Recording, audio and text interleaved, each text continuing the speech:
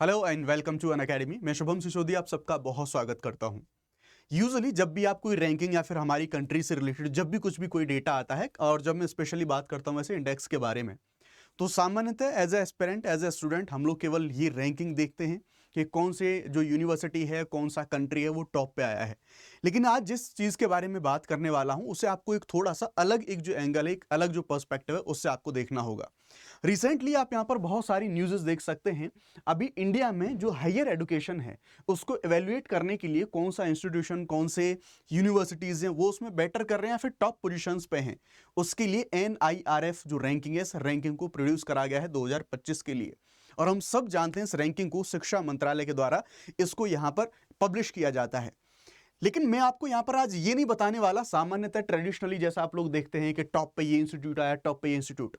मैं दरअसल आपको यहां पर इसमें कुछ जो समस्याएं हैं उनके बारे में बताने वाला हूं, और एक जो हायर एजुकेशन में जो इशू है, जो इस रैंकिंग के हिसाब से यहां पर चीजें देखने को मिलती हैं कि आखिर क्यों नॉर्थ इंडिया के जो स्टेट्स हैं वो इतना ज़्यादा हायर एजुकेशन में इतना बेहतर क्यों नहीं कर पा रहे हैं, और ऐसी क्या विशेषताएं हैं जो साउथ इंडिया एजुकेशन में इतना बेहतर कर पा रहा है।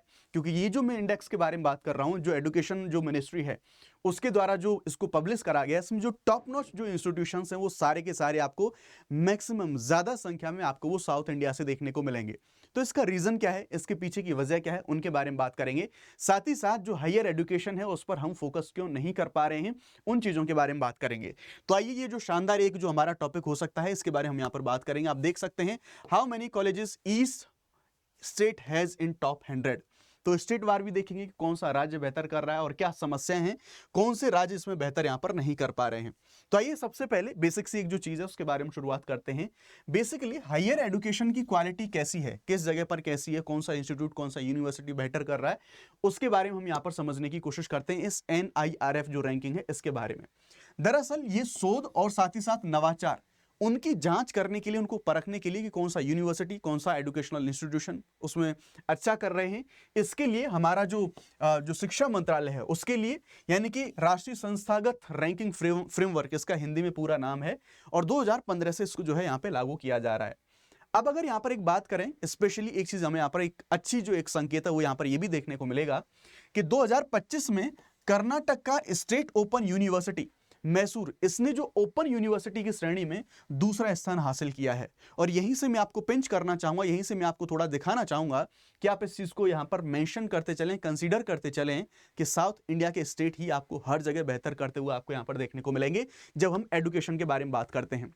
तो यहां पर इस तरह से KSOU इसका सेकंड पोजीशन पे आना, जो डिस्टेंस लर्निंग में चीजें बेहतर हो रही हैं उनको यहां पर ये रिफ्लेक्ट करता है ना। अब थोड़ा सा एक यहां पर हम देखेंगे स्टेट वाइज एक जो हमारा पूरा का पूरा जो ट्रेंड है उसको समझने की कोशिश करेंगे कि कौन से जो राज्य हैं वो हायर एजुकेशन में बेहतर कर पा रहे हैं इंडिया के अंदर, और साउथ इंडियन स्टेट्स ही यहां पर क्यों टॉप पर बैठे हुए हैं उनके बारे में बात करते हैं। क्योंकि मैं कह रहा हूं, अगर वैसे भी आप लिटरेसी के मामले में देखें तो लिटरेसी के मामले में भी आपको साउथ इंडियन स्टेट बहुत अच्छा करता हुआ देखने को मिल जाएंगे। नॉट ओनली इवन लिटरेसी, अगर आप पॉपुलेशन कंट्रोल के बारे में बात करेंगे तो भी साउथ इंडियन स्टेट जो हैं वो बहुत बेहतर करता हुआ देखने को मिल जाएंगे। तो कहीं ना कहीं जो नॉर्थ इंडियन स्टेट्स हैं उन्हें इनसे सीखना होगा कि क्यों वो बेहतर कर रहे हैं, क्यों उनकी स्टेट की जो गवर्नमेंट है उनका इन्वेस्टमेंट, उनका जो पैसा है वो क्यों ज्यादा निवेश उन चीजों में कर रहे हैं जिनके रिजल्ट हमें आज यहां पर देखने को मिल रहे हैं ना। अगर मैं तमिलनाडु के बारे में बात करूं तो तमिलनाडु इस रैंकिंग में सबसे टॉप पे हमें देखने को मिला है। इवन IIT जो मद्रास है वो उसमें टॉप पे हमेशा से रैंकिंग करता हुआ आया है, और अगेन अभी वो फिर से भी यहां पर टॉप पे है। एनीवेज, अगर मैं तमिलनाडु के बारे में बात करूं तो इसमें से टॉप 100 में से 17 संस्थान आपको यहां पर तमिलनाडु से देखने को मिल जाएंगे। एक बड़ा नंबर है, एक राज्य से टॉप 100 में से 17 संस्थान केवल तमिलनाडु से यहां पर। और जैसा मैंने बताया कि जो टॉप पे रैंक करता है वो है IIT Madras as always, right. इसके बाद आपका महाराष्ट्र, 11 राज्य, जो 11 इंस्टीट्यूशन है वो महाराष्ट्र से, उत्तर प्रदेश से 9 और दिल्ली से 8, उड़ीसा से 5, पंजाब से 6, असम से 3। ये जो कुछ राज्य हैं छोटे राज्य हैं लेकिन यस उभरते हुए अभी कुछ जो इंस्टीट्यूशंस हैं अच्छा यहां पर धीरे धीरे करने लगे हैं, ऐसे रिफ्लेक्शंस हमें यहां पर देखने को मिल रहे हैं।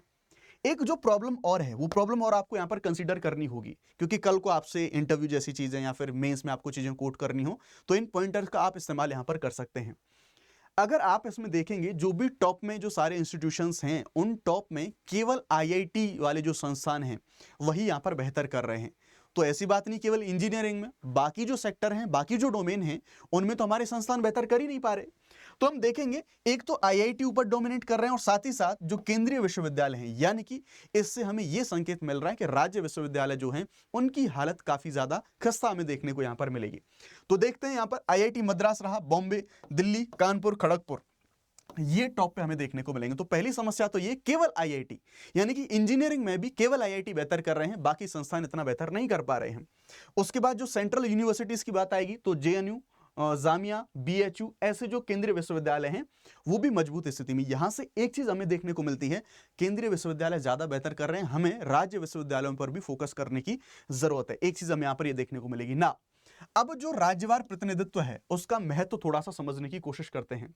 जैसे उत्कृष्टता के केंद्रों के बारे में बात करें तो तमिलनाडु और महाराष्ट्र में बड़े संख्या में जो संस्थान हैं वो यहां पर रैंक करते हैं टॉप में आके। इसका क्या रीजन हो सकता है, तो उन राज्यों की नीति के बारे में बात करें। और एक जो सबसे अच्छी चीज जो बोली जाती है कि अगर आप हायर एजुकेशन में जब तक इंडस्ट्री को और एजुकेशनल इंस्टीट्यूशंस को, उनको जब तक आप जोड़ेंगे नहीं, उनके बीच में जब तक आप संबंध नहीं बनाएंगे, उनके बीच में जब तक कोऑर्डिनेशन नहीं बनेगा, क्योंकि वो टैलेंट प्रोड्यूस कर रहे हैं, अब उस टैलेंट को आपको इंडस्ट्री में उतारने की जरूरत है। ये लिंकेज जब तक नहीं बनेगा, जब तक आप बेहतर नहीं कर पाएंगे ओवरऑल पूरे देश में।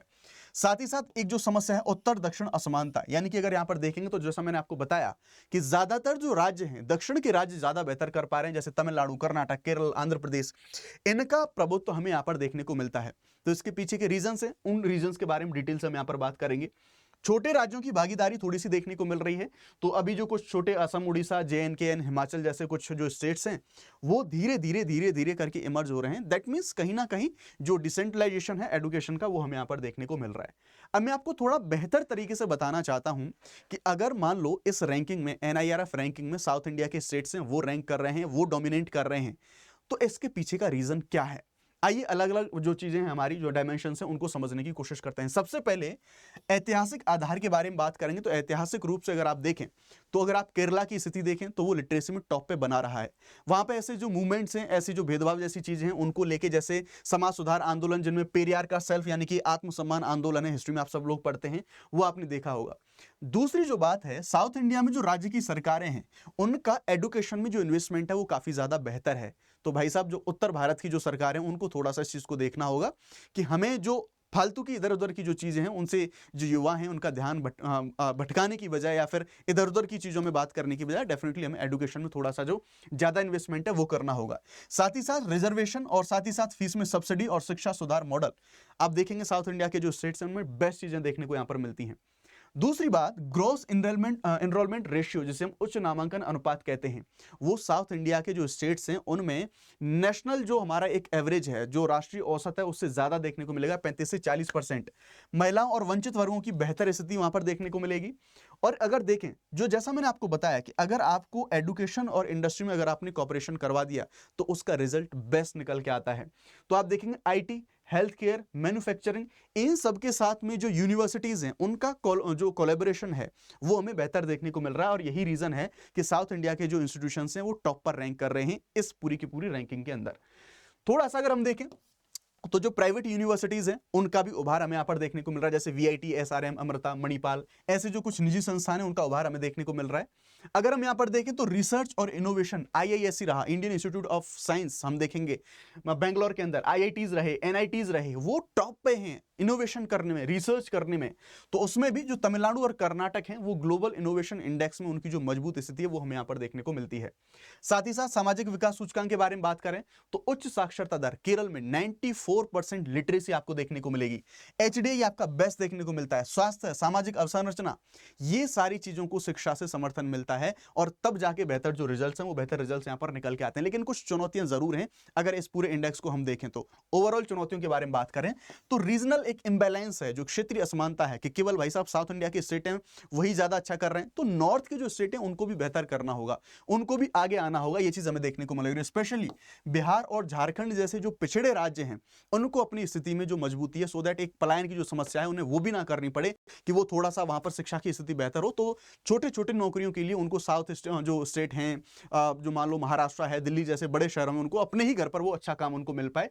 तो ये चीज केवल एक एक संस्थान उनका टॉप 100 में आया, इतनी बेकार स्थिति उनकी जो शिक्षा के मामले में यहां पर देखने को मिलेगी। एक जो अनुसंधान गुणवत्ता है उसमें कमी हमें देखने को मिलेगी। अगर आप आईआईटीज को छोड़ दो तो रिसर्च पे ध्यान ही नहीं है हमारे देश में इन चीजों को लेके। अगर हम आईआईटी को छोड़ दें और कुछ जो सेंट्रल यूनिवर्सिटी यूनिवर्सिटीज हैं, अगर उनको हम इग्नोर कर दें तो शोध और पेटेंट का स्तर है हमारे देश में कम देखने को मिलेगा इस इंडेक्स के अकॉर्डिंगली। रोजगार क्षमता की समस्या, जैसा मैंने बताया कि जब तक इंडस्ट्री और एजुकेशनल इंस्टीट्यूशंस को जब तक आप लिंक नहीं करेंगे, स्पेशली कुछ बड़े मेट्रोपॉलिटन सिटीज में जितने भी हमारे एजुकेशनल इंस्टीट्यूशंस हैं, अगर आप हटा दें तो ये बड़ी समस्या। हर जगह पर जो संस्थान हैं डिग्री लेके बैठे रहते हैं, हम पढ़ लेते हैं, लेकिन अगेन वही जो स्किल है या फिर जो एजुकेशनल इंस्टीट्यूशन से उनका जो जुड़ाव है वो नहीं हो पाता। वित्तीय विषमता के बारे में बात करें तो सीधी सी बात है, ज्यादा फंड मिलता है सेंट्रल यूनिवर्सिटीज को, सेंट्रल इंस्टीट्यूशंस को, लेकिन जो राज्य विश्वविद्यालय हैं वो पिछड़े रह जाते हैं और इसी वजह से जो राज्य विश्वविद्यालय हैं वो काफी पीछे हमें यहाँ पर देखने को मिल रहे हैं। क्या करना चाहिए? तो सबसे पहले जो समस्या को बेहतर है यानी कि उसको सॉल्व करो। जो राज्यों के विश्वविद्यालय उसको रूसा योजना के तहत उनको फंडिंग और उनके तहत में उनको वित्तीय सहायता और स्वायत्ता भी उनको यहाँ पर हमें प्रोवाइड करानी होगी। डिजिटल शिक्षा और ओडीएल यानी कि ओपन जो डिस्टेंस लर्निंग है, जैसा कि कर्नाटक की यूनिवर्सिटी ने बेटर किया है उसमें, तो अभी इन चीज़ों को हमें और ज़्यादा बढ़ाने की आवश्यकता है। ठीक है, यानी कि KSOU उसका जो एक्सपीरियंस है उससे हमें शिक्षा लेनी होगी और साथ ही साथ AI आधारित शिक्षण और हाइब्रिड मॉडल्स हैं, इनको हमें यहाँ पर अपनाना होगा। संतुलित क्षेत्रीय विकास यानी कि उत्तर और पूर्वी भारत में इंस्टीट्यूट ऑफ एमिनेंस इसकी स्थापना करनी होगी। दक्षिण नहीं भाई, उत्तर और नॉर्थ ईस्ट के जो इंस्टीट्यूट हैं, क्योंकि वहां पर भी एजुकेशन की और जो रोजगार की एक बड़ी समस्या देखने को मिलेगी, तो पूरे भारत को हमें संतुलित करना होगा। साथ ही साथ जो ग्लोबल लेवल पर QS और द वर्ल्ड रैंकिंग आती है उनके साथ में हमें जो कॉम्पीट है वो कॉम्पीट अपने जो इंस्टीट्यूशंस हैं उनको यहाँ पर कराना होगा। तो ये थी पूरी की पूरी इंपॉर्टेंट जो इन्फॉर्मेशन है उसके बारे में। ना बात कर लेते हैं अनअकैडमी के प्लस कोर्सेज के बारे में। अगर आप अनअकैडमी के प्लस कोर्सेज को ज्वाइन करना चाहते हैं तो 17,999 आप इसे ज्वाइन कर सकते हैं और आपको 12 महीने का फ्री एक्सटेंशन है वो आपको मिलता है। एक ही जगह पर आपको यूपीएससी की सारी प्रिपरेशन आपको यहाँ पर देखने को मिलती है। 8 और 9 तारीख से हमारे सारे 26, 27, 28 हिंदी इंग्लिश बाइलिंगुअल सारे जो बैचेज हैं वो लाइव होने वाले हैं, ध्यान रखिएगा। अगर आपको मैक्सिमम डिस्काउंट चाहिए तो SHUBH शुभ 50 ये कोड अप्लाई करके आप लोग मैक्सिमम डिस्काउंट लेके आप सीधे मेरे साथ जुड़ सकते हैं।